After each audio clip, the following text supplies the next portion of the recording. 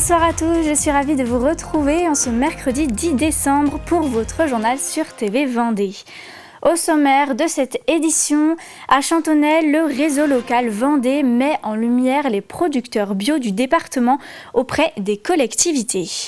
On parlera aussi tri des déchets avec 117 kg par habitant. La Vendée fait largement mieux que la moyenne nationale. Et aux Sables d'Olonne, une escouade de réserve côtière verra le jour en 2026.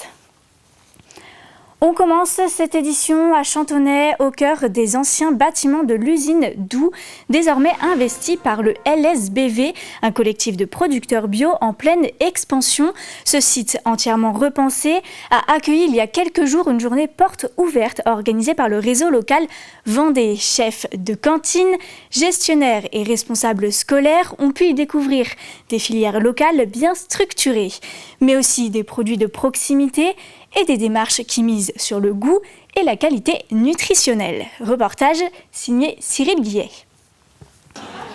Élus, chefs de cuisine, gestionnaires et responsables scolaires, plus d'une quarantaine de personnes a répondu à l'invitation du réseau local Vendée pour découvrir leur savoir-faire. On essaye aussi de travailler, nous, la restauration collective, d'aller vers ces producteurs pour pouvoir faire des marchés de gré à gré, en plus de nos marchés traditionnels. Ici, les légumes, les produits laitiers ou bien encore les huiles sont bio et produites localement. De quoi séduire la restauration collective, surtout que depuis 2018, avec la loi Egalim, cette dernière a l'obligation de proposer une alimentation plus qualitative et durable.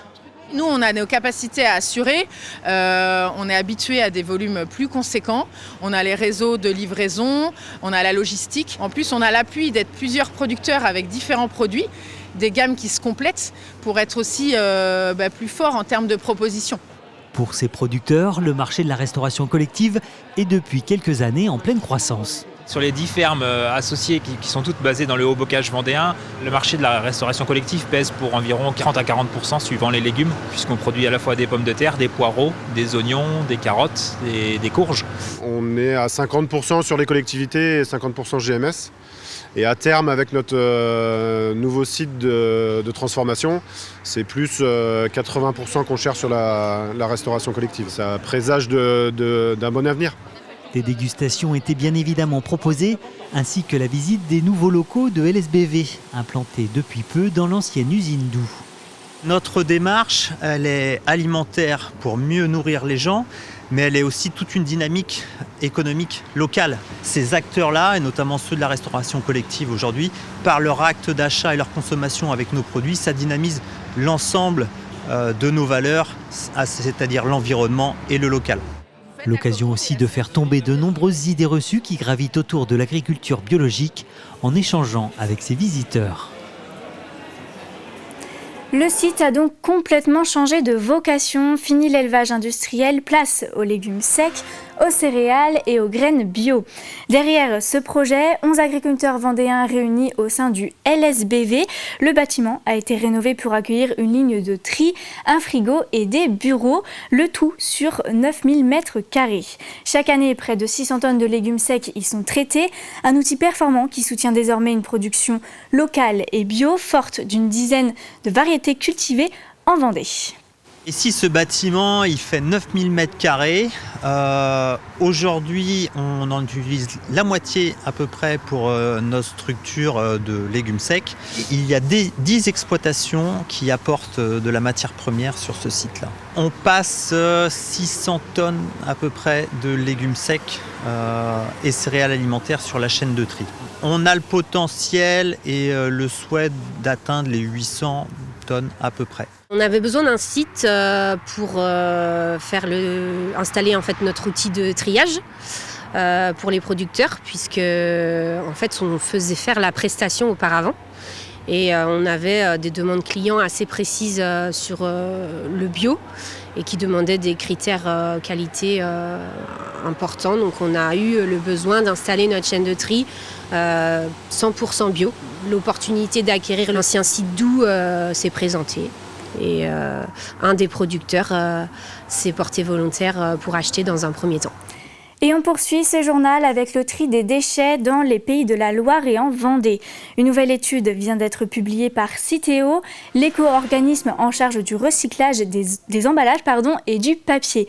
Et les Vendéens sont de très bons élèves à ce sujet. Simon Filippo nous en dit un peu plus. Bonjour Simon. Bonjour Élise, et effectivement nous sommes des champions du tri et ce n'est pas moi qui le dis mais bel et bien Citeo. D'après donc les derniers chiffres publiés, les habitants des pays de la Loire ont trié en 2024 près de 92 kilos d'emballage et de papier par personne. C'est beaucoup plus que la moyenne nationale fixée à 72 kilos et cela place donc la région aux deuxième position au niveau national, juste derrière la Bretagne. Alors dans le détail, cette performance s'explique par un geste de tri plutôt bien ancré avec 31 kg d'emballage léger trié par habitant, en hausse de 6%, 45 kg de verre et 15 kg de papier. Un chiffre qui recule fortement comme partout en France. Alors non pas que nous trions moins le papier, mais simplement en raison de la baisse des usages du papier au profit du numérique. Et gros plan maintenant sur la Vendée qui tire clairement la région vers le haut dans la gestion du tri.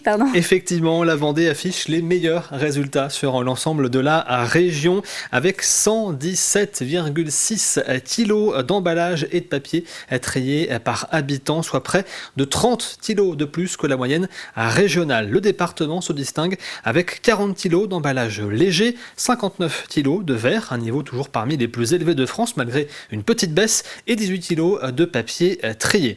Alors ces dynamiques du département, elles s'expliquent selon Citeo par une gestion performante sous l'égide de Trivalis, le syndicat de gestion des déchets de Vendée avec le centre Vendée-Tri, mais aussi par un recours massif à la tarification incitative. 80% des Vendéens sont concernés par ce système qui encourage donc la réduction des déchets et au tri. Autre donnée importante, dans le département, 6 déchets sur 10 passent par les 65 déchetteries du territoire. Cela veut dire que seulement 4 déchets sur 10 sont récoltés lors des récoltes classiques directement dans vos poubelles. Dernier chiffre, en 2024, 490 000 tonnes de déchets ont été récoltés au total en Vendée, soit 592 kg par habitant.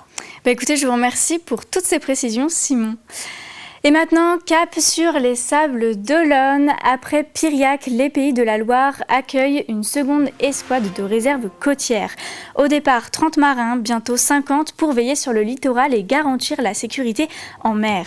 Devant le fort Saint-Nicolas, 24 jeunes de la préparation militaire marine ont reçu leur fanion. Cette formation existe depuis 1994 et prépare chaque année les jeunes au métier et aux valeurs de la marine.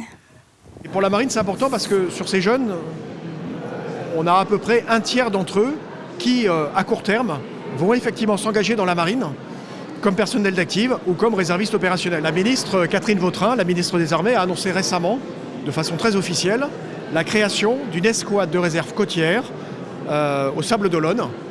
Et donc en 2026, il va y avoir la création d'une nouvelle unité de la marine constituée de réservistes opérationnels, avec une mission qui sera d'aller patrouiller sur le plan d'eau. Et donc ça veut dire que au Sable d'Olonne, et dans un délai de ralliement à 45 minutes des sables, on va recruter 70 réservistes opérationnels à partir de 2026. Donc il y a un enjeu important puisque c'est la jeunesse, mais c'est aussi les forces vives de la société civile qui pourront, on va dire, candidater pour devenir réservistes opérationnels de la marine dans cette nouvelle unité à partir de 2026. Ils ont des cours magistraux sur nos grandes institutions, sur le fonctionnement et les équipements de notre institution militaire.